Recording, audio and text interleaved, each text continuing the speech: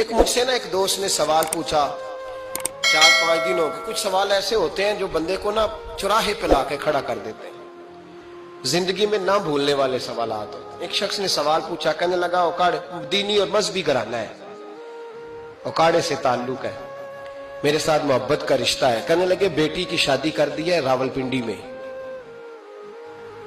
آپ کی بھی بیٹیاں ہیں, میری بھی بیٹی ہے. بیٹی کی شادی کر دی ہے راولپنڈی میں.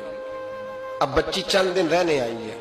پوچھنا یہ ہے کہ نماز پوری پڑے گی کہ قصر پڑے گی.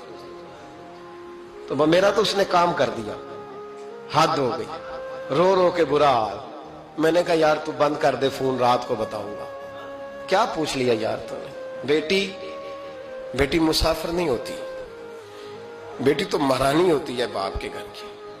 اور بیٹی مطلب کیسے بتاؤں کہ دل کرتا ہے کہ بیٹی وہ صرف ہنسے, وہ روئے کبھی نہ. یہ دعا ہوتی ہے. تو نے اتنا بڑا سوال کیوں کیا؟ بہرحال علماء کو کچھ چیزوں کے جواب دینے پڑتے ہیں. میں نے کہا میں رات کو بتاؤں گا.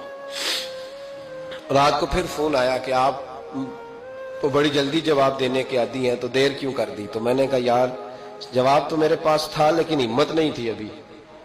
تو میں نے کہا کہ اگر تو بیٹی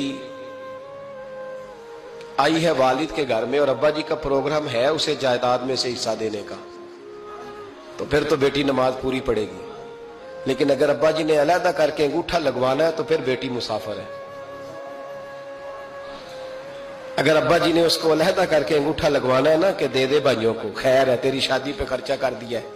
اگر ابا جی کے دل میں نے کہا یہ ابے سے فتویٰ پوچھ لو, اگر ابا جی کے دل میں چور ہے نا کہ بیٹی کو دینا کچھ نہیں, تو پھر بیٹی نے نماز قصر پڑھنی ہے. اس لیے کہ پھر وہ وہاں حصے دار.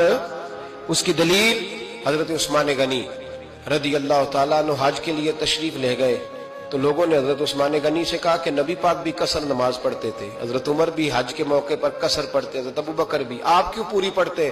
فرمایا ان کا مکے میں گھر کوئی نہیں تھا, میرے تو پورے کے پورے باغ ہیں, تو میں یہاں مسافر نہیں ہوں, میں یہاں مقیم ہوں. تو اگر تو بیٹی کا حصہ بھی ہے ابا جی کے گھر میں تو پھر وہ نماز پوری پڑے گی. لیکن اگر ابا جی نے اللہ تعالیٰ خیر فرمائے بیٹوں کے حق میں فیصلہ سنا دیا ہے اور انہوں نے بیٹی سے کہہ دیا ہے کہ چھوڑ, جو بیٹیاں حصہ لیتی ہیں ان کے بھائی نہیں ملتے, تو نہ ملے بھائی, کوئی عرض نہیں.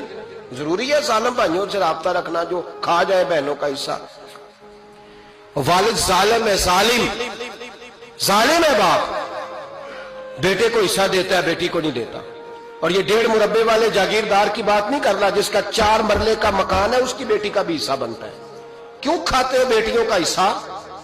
ڈر نہیں آتا اللہ تعالیٰ سے؟ کیوں کھاتے ہیں لوگ بیٹیوں کا حصہ؟ جب اللہ رسول نے رکھا ہے تو کیوں کھا جاتے ہیں؟ اور پھر کہتے ہیں جناب بڑا پیار ہے بیٹی سے, رونے دھونے کے لیے پیار ہے.